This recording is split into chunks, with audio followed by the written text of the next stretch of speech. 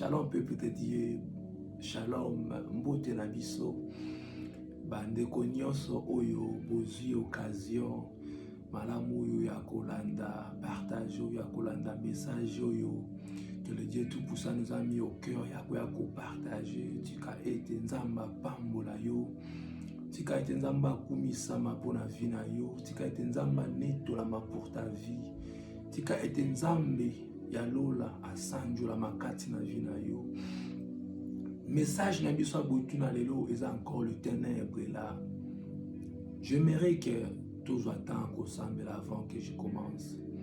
Père éternel, le Dieu tout-puissant, le Dieu qui ne mange jamais, l'agneau de Dieu, recommander nos vies et pas na yo. Tika kombo na yo kuma makati na vie na biso.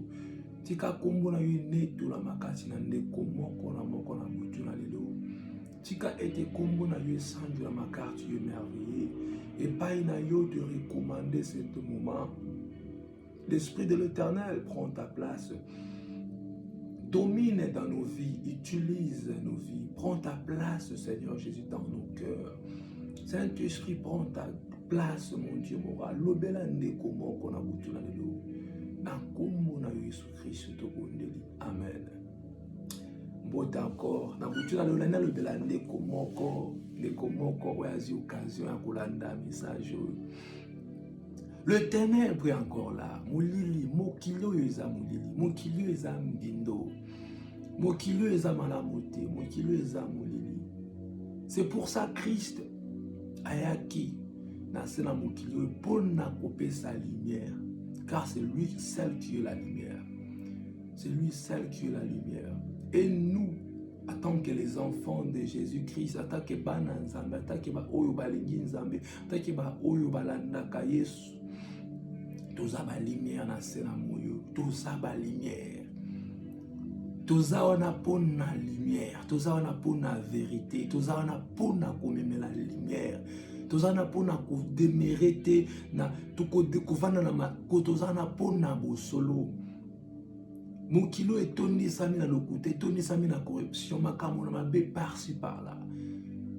Toza wana ba lumière. Et aussi tango za lumière. Il y a des fois Munanda peko kufa, munanda peko beba.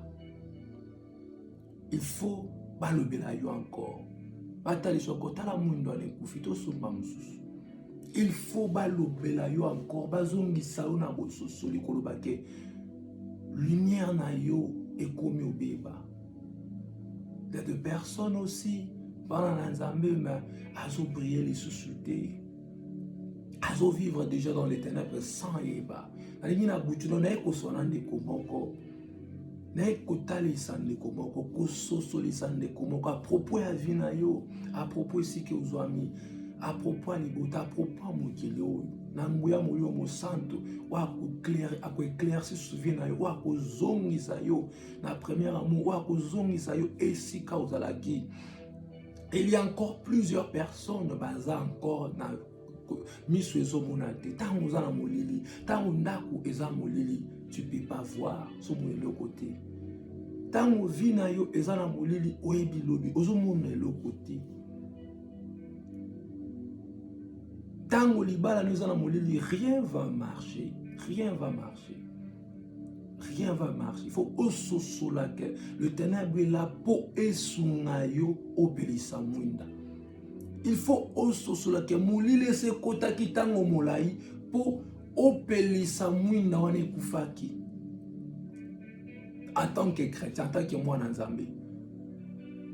Pour naba obayebi nzambe ti bazo fuka mela encore bikeko. Il faut message à l'ivia ténèbre et à kolombu sabino et à kolobela encore bino kotali sabino que vous êtes encore na kozala aveugle.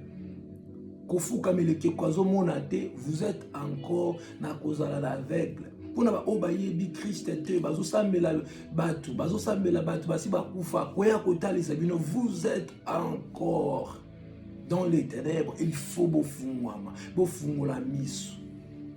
La Bible c'est celle Jésus-Christ qui est la lumière de cette monde. Na mon kili assez yeso natika kilo la ya ki pour éclaircir ba vie na biso, pour na komema lumière. Ni ba parents na biso Yesu. Kozana Yesu neza kozana na lumière ya solo. Kozana Yesu eza kozana lumière. Il y a deux églises, eza encore. Église en Nzambe mais molile se kota. Molile se kota, mokile se kota na kati. Mokile koma ko dominer na kati. Église on a besoin de lumière. Église on a besoin de lumière éclairée. Et puis là encore. Gars de mariage, libala, molile les a vraiment makasi. Molile les a vraiment makasi. Makambozo marchete. Bana bazo yate mais bozo trouver normal. Makamozo marchete mais bazo monaka comme ça nzamba kosunga te faux soso l'accord. Tala relation na yo na nzambe. Tala bolingo na nzambe. Tala intimité na Saint-Esprit. Ça nini. Les entreprises ténèbres, les ont avancé, tout le monde la business, et tout le temps, il ne faut pas se solliciter, autant la malam, quelque part, et si quand il quelque part, et si quand il les quotas, tu continues à démarrer, pour ma lumière, penaboutou dans le soutien de Koeba qui est sauté, de Kozala qui est sauté, et Namakambo, Saint-Esprit, c'est tout au loba, aux autres se retrouver dans la carte, de Koyamba Yesu. Ndeko yake pa Yesu po amemela yo encore lumière. Tokotanga na makomi ya Nzambe na 1 Jean chapitre 2 na verset 9. 1 Jean chapitre 2 na verset 9, je lis au nom de Jésus. Celui qui prétend vivre dans la lumière tout en haïssant son frère se trouve encore dans l'obscurité, donc na molili. Celui qui aime son frère demeure dans la lumière, et ainsi il n'y a rien en lui qui puisse l'entraîner dans l'erreur. Mais celui qui a de la haine pour son frère se trouve dans l'obscurité. Il marche dans l'obscurité sans savoir où il va passer. Il va parce que l'obscurité l'a rendu aveugle. La Bible est dans Liboso.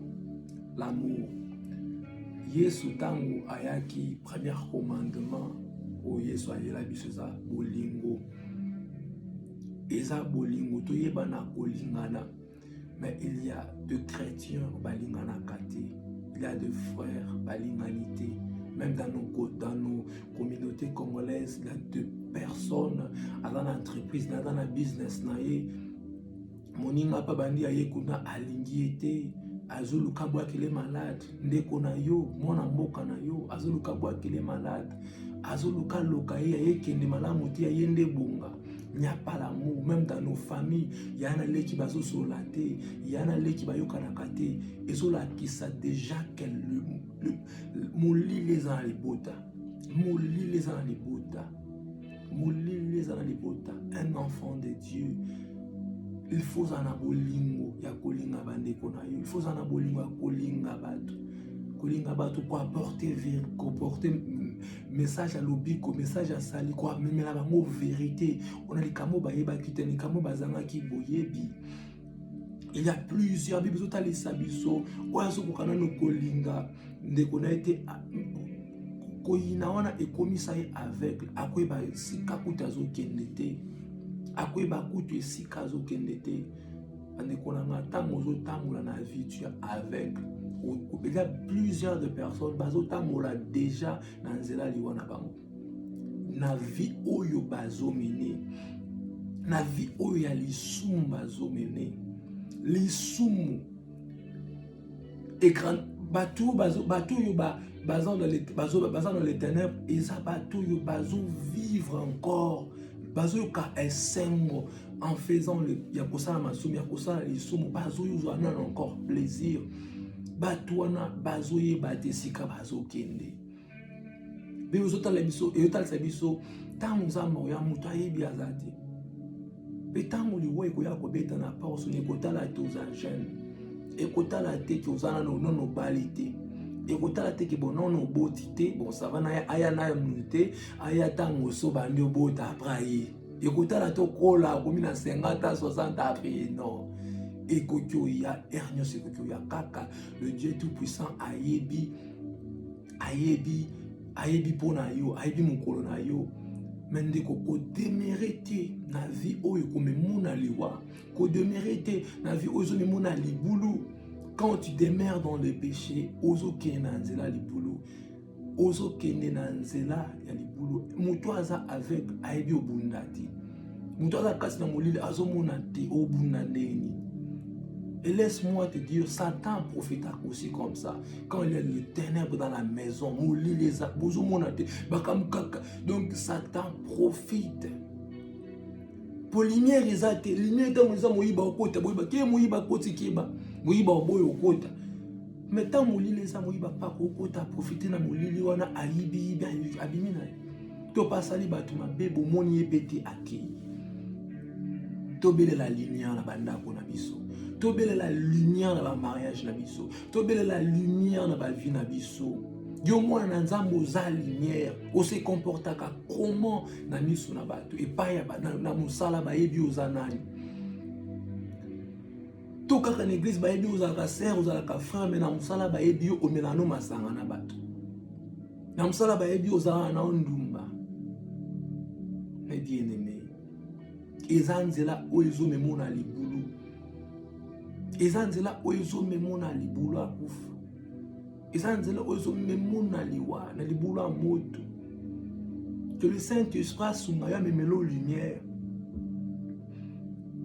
Pour avoir cette lumière qu'on parle, il faut ndimela Yesu, il faut yamba Yesu, il faut pesa Yesu motema na yo.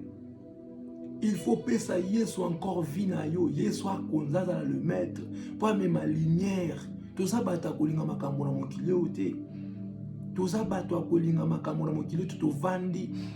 Olinga no kaka makambo mokili, olinga ambiance.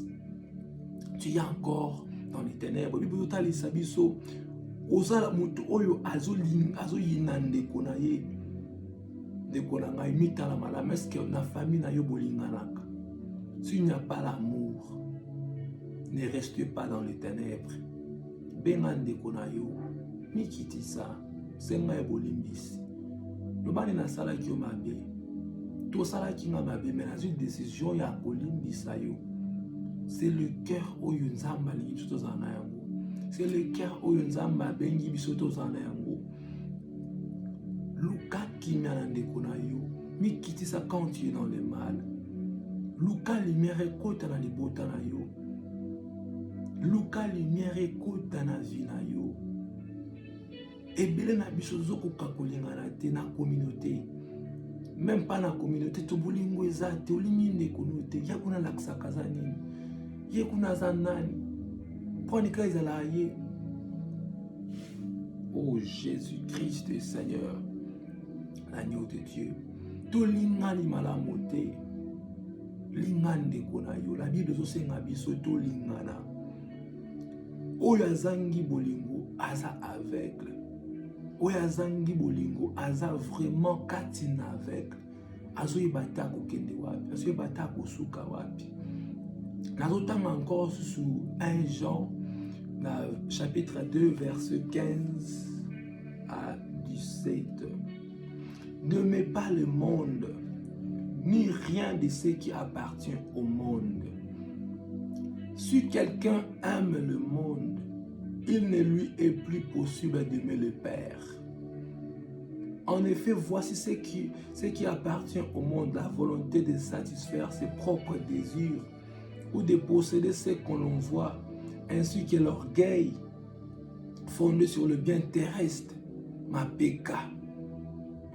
Eh bien, tout cela vient non pas du Père, mais du monde. Le monde est en train de passer, ainsi que tout ce que l'on trouve à désirer, mais celui qui fait la volonté de Dieu vit pour toujours. Bible senga na biso tolinga makambo na mokili oyo te. Tolinga makambo na mokili oyo te. Il y a plusieurs de nous tolinika mituka, tolinika ka gloire mapeka bamona ngai, ba sentir ngai. C'est na vie ezo uta panzambeta. Ezo uta panzambete. L'orgueil wana ezo uta na mokili. Ezo uta na makambo na mokili. Nzamba bengi biso te tolinga Dans le mariage, il y a des couples, balinga makamura mokili. Musique ya mokili tongo pourquoi? Balala kana musique ya mokili, balala kana balambuka na musique ya mokili. Théâtre n'est théâtre. Ce n'est pas mauvais de distraire pour vous, pas pour. Il y a des personnes où basent vraiment l'obligation, tu à cause de la distraction. Il y a des personnes, Dieu l'a fait grâce à se distraire, puis basent bien, va vivre, mais il y a d'autres personnes, distraction et que les caténes en ce n'est pas mon. Le but est que c'est du mauvais, ou t'as la théâtre, ou t'as la musique, mais c'est la vérité. La musique mondaine, c'est la musique d'envoûtement. La musique mondaine, ils ont même la batou d'envoûtement. Ils ont même la batou démon. Il y aura un jour, que j'étais un musicien. Il y aura un jour, il y a un témoignage en foule, et les gens vont comprendre ce que la musique mondaine, il y a des démons, il y a des esprits mauvais, il y a régner na banda kwa batu tanku yo olingi mokili, olingi musique mokili, olingi makambo na mokili, olingi molato ne molato. Ce n'est pas mauvais que ta propre, mais il y a des personnes qui l'amènent comme un nzambe na ye. Amonike la même, oh tefuna zanango, ah non, oh vraiment na ko ratango te, non, c'est là vraiment na ko kete, na ko ratango te, funa kende, funa sombelo kwana, funa kende fetu, wana lata bomba sentir nga. Cet orgueil ne vient pas de Dieu. Cet orgueil ne vient pas de Dieu. Eza makamula mokili. Loku mwana tozo luka. Eza le coup ya tina te, ça n'a pas tina moko, ça n'a pas litomba moko te. Oui, ça n'a litomba et c'est de donner ta vie à Jésus-Christ en foule. Mobimba na yo, kotika ndambu te. Te que l'église ba mona ki oya ki uza 50% beta mobimba ki na fête oniati bango. Na ki oniata ba sentir. Non, ça ne vient pas de Dieu. Ça ne vient pas de Dieu. La Bible dit parce que kolinga makamona motilité a comme plusieurs de nous tolingi mituka, tolingi bambong. Les deux personnes bazo simbatina bakisi, bazo fukamela bikeko parce que balingi bazana banda, bazana mituka. Cette influence ne vient pas de Dieu. Le bina Ephésiens, cette influence est où tapa nzambe te, zongela nzambe. Et ça n'a pas d'ensemble, balingi tout tellement gloire, batuba monaye, batuba sentirier, batuba yokaye, à quelle église mazo changé te, balobi boyana koloba. Donc ça ne vient pas de Dieu. Tu es encore dans la tête. Quelque part en la vie na yo, molili moko e kanga yo zo réclamer, ndeko soso la, po ozala oye soazo linga yo zala. Ndeko soso la, pokoma oyo yesu azobenga yo zala. Ko permettre tes ténèbres demeurer encore na vie na yo. Tango mutuza avec, yebisanga comment okoyeba choix malamu en mariage. Tango mutuza aveugle, toi-même tu vois rien. Même ni de vision, même de rêve. Quand tu ne pries, quand tu n'es pas dans le Seigneur, que ban bandoto. Ceux qui ont vraiment samson bandoto c'est utana ba démon, bandoto c'est utaka na ba kindo ki batino londo mo beaucoup. Ça m'a le belinga mais tant autant la vie ne bo kina no mela masanga po ko lali o lando lambo ko binza ma le belio. Je sais bien Dieu est tellement miséricordieux, ça m'a la bataille. Dieu peut te parler, mais il y a des choses faut bien discerner pour tomber dans piège. Mais c'est que moi je pose des questions. Tant que Moutou, tu vis dans les ténèbres, n'engeni no koyeba nzela zo kenya mala. N'engeni no koyeba ke classe zo kenya lunga ko sala ezanzela onzamba punela yo. N'engeni no kolinga koyeba ke libala ozo nga kokota eza libala oza volonté parfaite, volonté nzambe. Tant que ozana Christ tu échoueras. Tu échoueras. Oyo nyonso bato bakoki kosala sans nzambe, échec ezala na okaka. So otali na mokili oyo tozotala un grand billionnaire ya mondo oyo ba rumeur ezobima ke fakabola na mwasi na même mbongo aza na moi ekoki kogarde na libala te. On ne sait pas réellement quoi ni passer, mais on a quand personne tu n'as pas Christ, même si ça a 30 ans, même si ça a 10 ans, ça va toujours tomber mal, ça va toujours finir mal. Ça va toujours finir mal. Et maintenant, tant que tu n'as pas Christ, comment tu es si sûr aux sala et sa volonté tant que tu es aveugle, tant que tu n'as pas la vie de prière, tant que tu es encore dans l'esclavagisme à Milangwa, tu es encore un 100% coureur de jupons. Au lieu que moi ça les kate, moi ça les qui pour l'andi. Ndenge no koyeba nzela ya libala na yo eza wana. Ndenge nino koyeba tant que yo moko za na bongo quelque part dans ta vie, tu es encore condamné, il y a des réclamations encore qui te réclament. Il faut d'abord accepter Christ. Pour yamana nous Yahweh, faut yamana nous Christ soit comme yo lumière. Tant que lumière est aimé yo délivrance. Ma camion na vie na okomi comme on a clair, même si aux hommes na té l'esprit te parle. Tu les crois déjà aux autres vivre, même si vous vivre, même si vous avez senti vraiment que oh il y a blocage, mais les saints oh il faut ça là, il faut ça pour l'ongango. Oh bah ils vous feront la guerre. Ça ne veut pas dire quand tu es chrétien et si pas au bundisa, pas au bundiso. Écoute, bien, pour que l'homme n'a qu'un avant, l'homme esclavage, l'homme esclave n'a pas combattre. Mais l'esprit de l'Éternel qui est en toi te révélera des choses que tu dois faire. L'esprit de l'Éternel te parlera. Oh, il faut ça là pour réussir, pour il faut avoir Christ. Quand on n'a pas Christ, tozana bolili, tangozana molili, ozoye batini no sala, ozoye bati. Tango mozozana molili, ozo luka kosala makatipula maelo, ezo simbate, peko simbate. Tango ozana lumière, okoyeba kolinga ndeko na yo. Ndeko na nga, il y a de chrétiens ba lumière na bango déjà. Ils ont un peu de problème, faut elambuka lisus. Il y a des chrétiens au lumière na bango. Tout le monde na bandaku.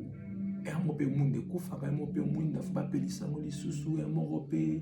Il y a encore des bablo kwana. Et mon souki na papier d'Afrique, mon courrier faible, mon des autres pays là, dire les cas là limité, mais mon repeli makasi. Il faut aux onakati na yo, au mital encore madame. Au mital encore malade, intimité non à Christ. Pour n'en décoso yamba Yesu. Pour n'en décoso yamba Yesu. On dit mais là des anzambe talascovi na yo. Est-ce que vinezo correspondre à l'écriture? Est-ce que vino réellement aux autres tamboula na ba principe anzambe?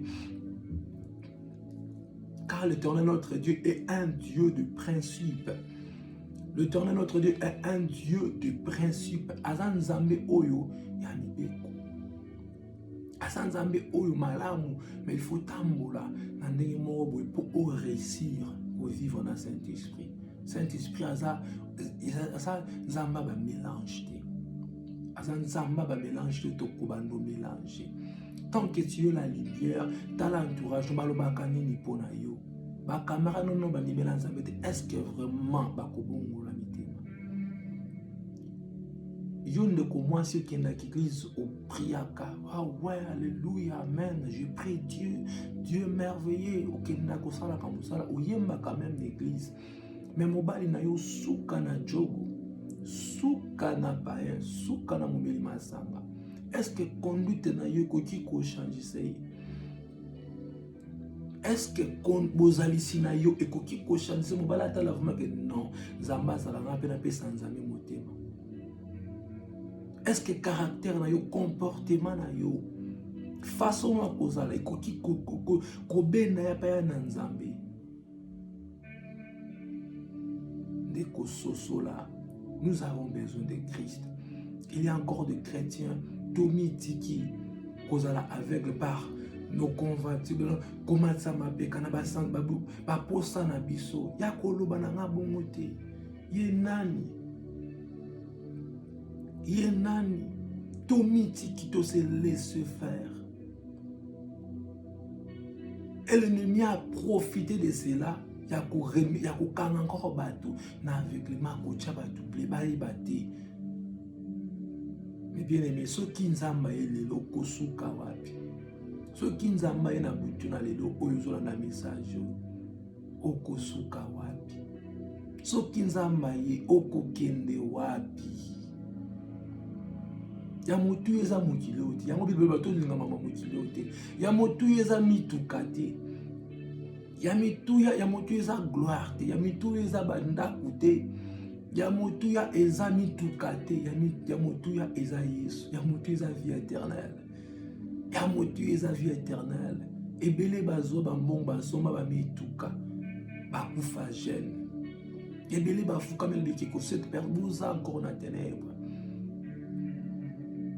Et surtout, les deux personnes, oyo, ti lelo bafuka melaka bikeko, ndeko, bongola motima, yake pa Yesu. Yake pa Yesu, tumba bikeko wana, tumba yango yake pa Yesu. C'est lui seul qui est le véritable maître, c'est lui seul qui est le véritable père, un père responsable. Banza musu baza ba irresponsable ba ko sundola yo muta ko sunoti même na liwona za Yesu muta ko la noti na kuna za Yesu muta ko lengela yo doke na mo sa mabe ayo mwana nga rien a échappé ma ezanzambe soko se confie na bikeko ozo kele na nzela per ozo kele na nzela liwa banzambe ona baza bikeko banzambe ona baza ba statue oyo futumba na butu na lelo tango la ni message chaba moto. Ils ne sont pas Dieu. C'est seul Jésus-Christ est Dieu. C'est seul Jésus-Christ qui peut amener la lumière dans ta famille. Comment tu dois prier pour leur vaincre? C'est Yesu mutako même lo lumière ata lesotala mutasala kayo boza yo. Non pour inae, mais spirituellement pour prier, pour lukanzambe. Zambo akolongisa yo. Zambo akolongisa yo. Et bien aimé, Yesu aza lumière ya mokili oyo. Nako sepela totanga suma komi na 1 Corinthiens chapitre 5 verset 7 à 8. Chapitre 5 verset 7 à 8. Je lis au nom de Jésus. 5, 7 à 8. Faites disparaître le vieux levain, afin que vous soyez une pâte nouvelle, puisque vous êtes sans levain, car Christ, notre Pâque, a été immolé.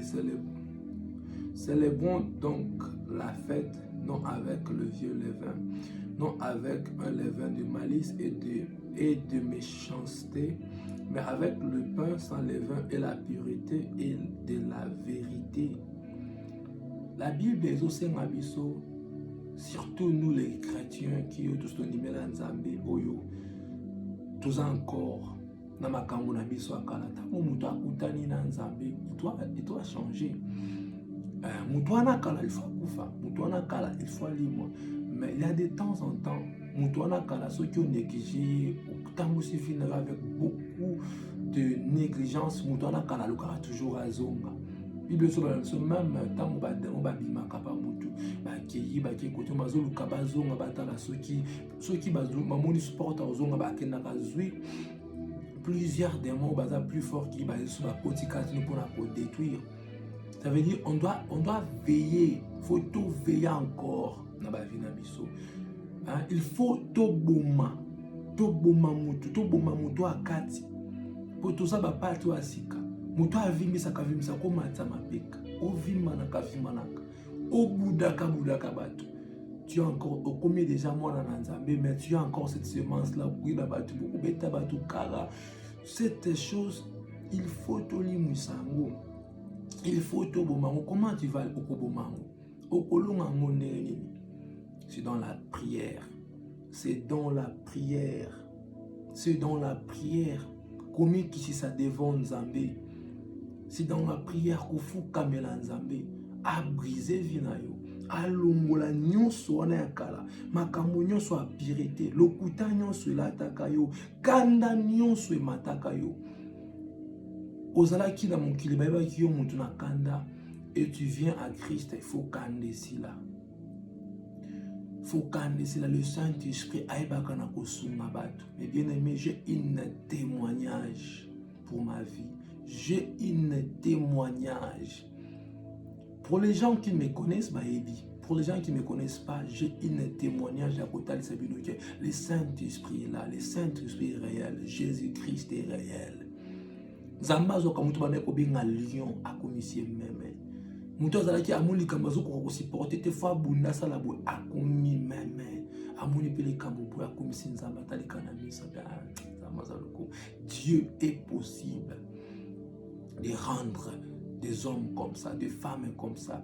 Oiba quitter le c'est quoi la soumission?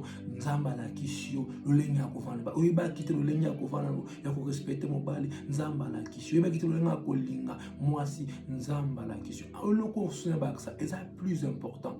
Il y a des personnes qui sont côté dans libala sans côté dans nzamba, sans cause en la lumière. Et tu entres dans le mariage, ceux qui m'ont bali à la lumière, comment oiba kolinga? Comment ceux qui moi si nayo elle n'a pas encore Christ, elle n'a la koutana nzambete, non à recevoir lumière à vite, à recevoir lumière à soloter. Comment elle doit te respecter? Comment elle peut te respecter même? Et coexister t'aille bien mota, aille bien moté. C'est pour cela, mes bien-aimés, toi et moi, nous avons pour ça lumière dans la vie d'Abisso. Les ténèbres ont demeuré, mais Christ en nous. Bible et te voit les eaux qui t'ont mais sur toi le ténèbre, sur toi la lumière s'élève. Biso toza pona ko ngengisa mukili. Toza pona ko ngengisa bikitongo tali moto bital exemple la moto. Tango tali botala plus pleurana. Tango tali bo regarde. Nous sommes plus des personnes tous en avoir orgueillés. Comment tant que toi-même tu es encore dans les ténèbres? Comment tu vas les vaincre? Ba chef coutumier les botana bino. Bando qui a makache les botana bino. Be esprit o irenyaka ba réclamation irenyaka na ba famille. Yo kolonga moneli na makasi na yo.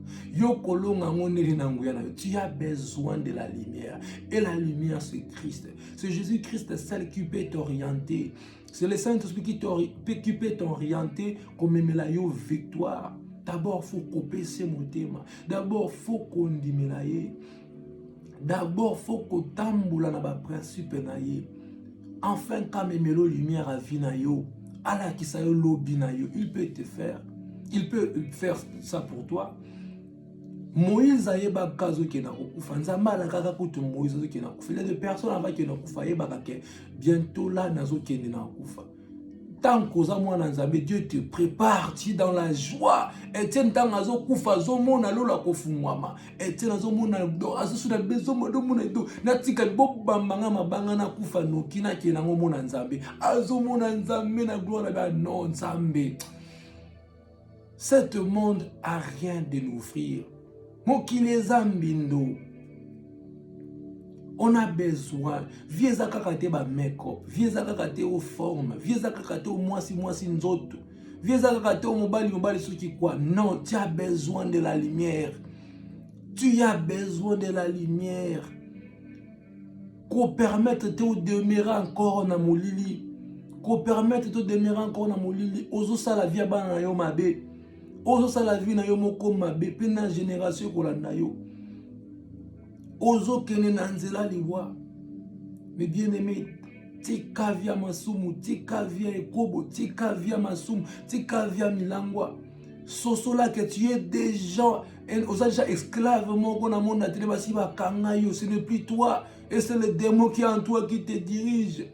Bazo aveugle mais o soso la te o yokate na butuna le o tala kutu message yote o la na ngo kuto zo akando silika o luke sika ni lokoba no finga ngai e bien aimé soso la car Christ ayaka pour komemela biso lumière komemela biso vérité komemela biso vérité lui biso senga biso ete toboma le vieux levain moto ya kala moto bayeba ki o ya kanda moto bayeba ki o ya kala moto bayeba ki o kolimbisa te soka siliki aish soka siliki bako sentir moto wana faut akufa moto asika il faut asekwa Muto bayebaki ke akoki komona mwana mwasi aleka te soki amoni mwana mwasi fo alukalandela alukalinga ye vi wana il faut ekufa. Comment ekoki okufa? Il faut toi tu donnes ton cœur à Jésus-Christ. Comment ekoki kosila? Il faut yo oya epa Nzambe. Oya epa Nzambe, ofukamela Nzambe, opesa Nzambe motema. Il faut toi ofukamela Nzambe, opesa Nzambe motema, opesa Nzambe vina yo, afin que amemela yo lumière, afin que afungola yo miso omona. Nazo bandela koloba plusieurs encore baza encore na molili. Banzela bazo tambola, za nzela Nzambe benga bango batambola te. Nzela ozo marcher ebele, esbuzo za nzela Nzambe benga yo to marcher. Yakapa Nzambe akolongolo cette masque. Yakapa Nzambe akofungola yo encore miso ya komona nzela na yo. Tika masumu, tika mabe. Kangama na Nzambe, luka Nzambe. Tika Nzambe pambola ndeko moko. Le message na biso ça toujours. Le ténèbre est là. Deko sosola na vie na yo place nini molili evandi. Deko sosola na vie na yo place nini molili evandi. Si dans ton mariage, belle la lumière. Belle la lumière. Ceux qui na santé na yo flou moko ezali, so bela ba malade. Flou moko ezali wana, sosola luka Nzambe. Oluka ka musala ozozwa te, sosola luka Nzambe. Na famille mobima batu bazo bala te, bana basi babala kate na libota wana. Sosola luka Nzambe. Bana basi kaka kobota me bazo bala te, sosola luka Nzambe. Bana mobali bakenda ka liboso te, kaka vie ya basi. C'est seul Christ qui peut changer ça. C'est seul Christ qui peut changer ça. Nzambe na koki omemelo lumière à vie notali i. Bande ko sakanela na vie na ngande boye. C'est seul Christ qui peut t'ouvrir cette yeux ya komona. Il y a des familles depuis bavana na pauvreté, pauvreté na pauvreté. Le ténèbre est là. Ezo senga na ndeko moko ya kososola. Pour la prière na ye, libota ezala libre.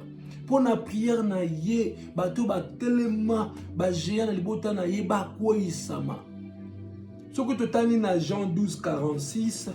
Et si vous voyez Nzamba zotali sabiso, Jean 12, Jean chapitre 12, verset 46.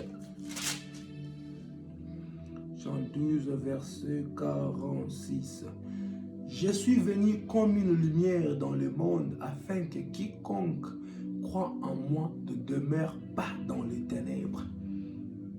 Yesu aye lokola lumière. Pote onyo so akondimela ye awumela lisusu na molili te. Nzambe azo reconnaître que molili ezalaki, molili eza. Yango Yesu ayaki pona komemela ngana yo lumière.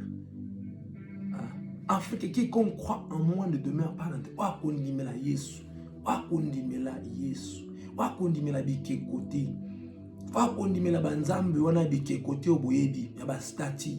Obakenda kufukamela bango. Oya kondimela Yesu.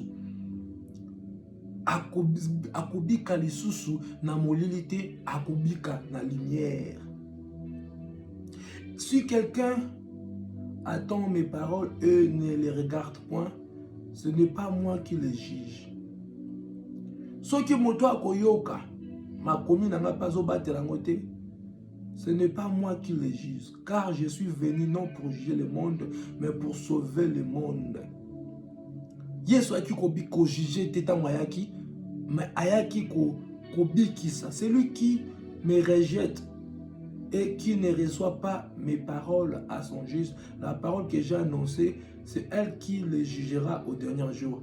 Message wa lelo, oyo nyonso ayoki yango, a rejeté yango. Nzamba ko juge ye na mukolo na suka. Nzamba ko tuna ye na mukolo na suka. Et bien aimé, zonga kati na yo, tala libota na yo. Si tu n'as plus l'amour pour na bandeko na yo, ndeko na ngai, ce n'est pas oyo Nzamba béniso ça, Nzamba béniso lingana entre biso. Kolingana entre biso na communauté congolaise, bolingo toi il faut se manifester. To lingana entre nous. Pour même la biso lumière, to lingana entre nous. To lingana entre nous. De comment cause linga oza la lumière à libota na yo. Lingana nzela na yo. Lingana nzela na yo. Lumière ekota na famille na yo. Lingana nzela na yo. Kindo kalibota efukama. Lingana nzela na yo. Pole kota. Libota beaucoup komona ngoka normal. Ah, biso kutu. Ah, ezalaka. Non, ce n'est pas normal. Mais foutez les mains, acceptons Christ. La conduite nous dans Nzambe. Lande la conduite nous malamu. Lande la façon na yo. Intimité nous dans le Saint-Esprit. Tika butuna lelo. Nzamba sunga ndeko moko. Nzamba visiter ndeko moko. Que le Saint-Esprit a touché ndeko moko. Que le Saint-Esprit a sunga ndeko moko. Que le Saint-Esprit a sunga ndeko moko. Que le Saint-Esprit a même ma lumière yemanas kobaché. Que le Saint-Esprit a même ma lumière. A même ma lumière na ndeko moko. Le Saint-Esprit a touché via ndeko moko. A touché via de Komoko. Je prie pour toi, que le Saint-Esprit te touche. Que le Saint-Esprit